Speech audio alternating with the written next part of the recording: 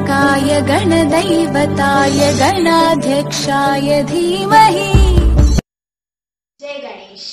आज गणेशोत्सव का तीसरा दिन है। हम सभी गणपति का उत्सव बड़ी धूमधाम से मनाते हैं। गणपति बाप्पा को अनेक नामों से जाना जाता है। ये विघ्नहर्ता है, ये बुद्धि के देवता हैं। इसीलिए सभी विद्यार्थियों को अपना विद्या आरंभ करने से पहले उनका स्मरण करना चाहिए। विघ्नहर्ता के अनेक नाम हैं, जैसे विघ्नेश्वराय वरदाय सुरप्रियाय लंबोदराय सकलाय जगद्धिताय नागाननाथ श्रुतियज्ञ विभूषिताय गौरीसुताय गणनाथ नमो नमस्ते। अर्थात ये विघ्नहर्ता है, विघ्नेश्वर हैं, देवताओं को प्रिय हैं, वर देने वाले हैं, सभी कलाओं से निपुण हैं, परिपूर्ण हैं, वेद और यज्ञ से विभूषित हैं, जग का हित करने वाले हैं। ऐसे गौरी सुत को, जिनका लंबा उदर है, गज के समान मुख है उनका, उन्हें हमारा नमस्कार है। गौरी पुत्र गणनाथ, आपको हमारा नमस्कार है। बच्चों, आज मैं आपको एक कहानी सुनाने जा रही हूँ कि कावेरी नदी का जन्म कैसे हुआ था, कावेरी का उद्गम किस तरह हुआ, आज वो हम जानेंगे। कावेरी नदी को दक्षिण की गंगा भी कहते हैं।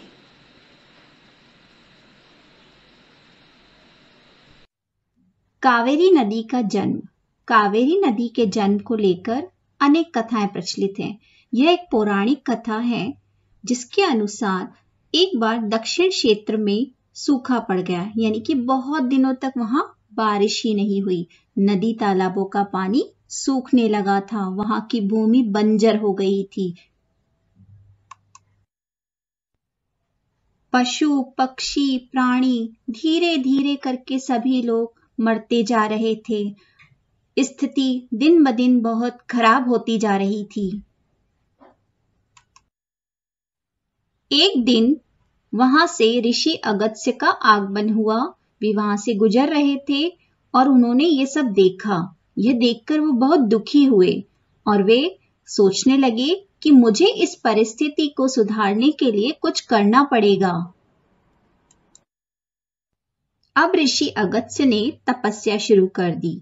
उन्होंने पहले ब्रह्मदेव की तपस्या शुरू की। पहले ब्रह्मदेव को प्रसन्न किया। ब्रह्मदेव प्रकट हुए और उन्होंने कहा कि अगर भगवान शंकर प्रसन्न होकर गंगा यहाँ पर ला दे तो यहाँ पर एक नदी का उद्गम हो सकता है। तो ऋषि अगस्त्य ने भगवान शंकर को प्रसन्न करने के लिए तपस्या की।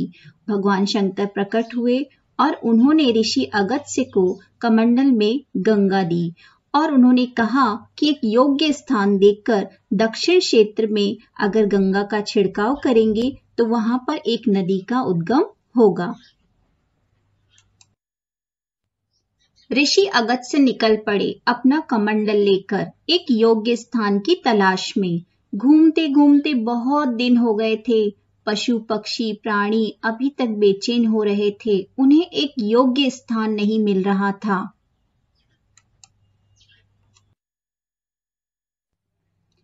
घूमते घूमते वे बहुत थक गए थे। वे कहने लगे, हे प्रभु, बहुत गर्मी पड़ रही है, थोड़ा विश्राम कर लेता हूँ। ऋषि अगस्त्य विश्राम करने के लिए एक जगह बैठ गए और उन्होंने अपना कमंडल पास में रख दिया। भगवान गणेश ये सब देख रहे थे कि ऋषि अगस्त्य आराम करने बैठे हैं और पशु पक्षी प्राणी सभी पानी के बिना व्याकुल हो रहे हैं। वे सब जानते थे।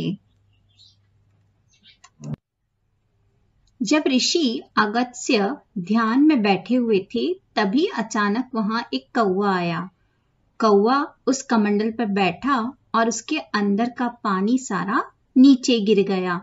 तो वो अचानक उनकी आंख खुल गई और उन्होंने कहा कि कौवे, तूने ये क्या किया? वे उसे श्राप देने लगे। तभी अचानक वहां पर गणपति जी पधारे, यानी कि वो कौवा जो था वो गणपति का ही रूप था। गणेश जी थे वो। उन्होंने कहा, आप मुझे श्राप क्यों दे रहे हैं?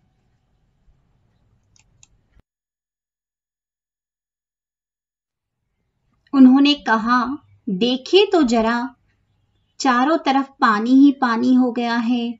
पशु पक्षी कितने खुश नजर आ रहे हैं, सब पानी पी रहे हैं, चारों तरफ पानी ही पानी दिखाई दे रहा है।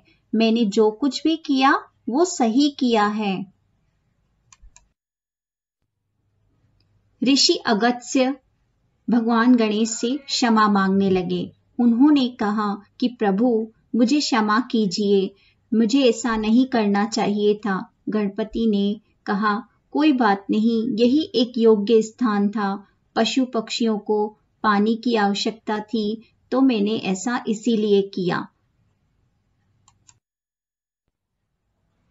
भगवान गणेश ने ऋषि अगस्त्य को आशीर्वाद दिए।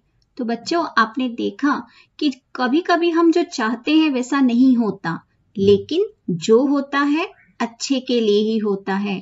गणपति बप्पा मोरया।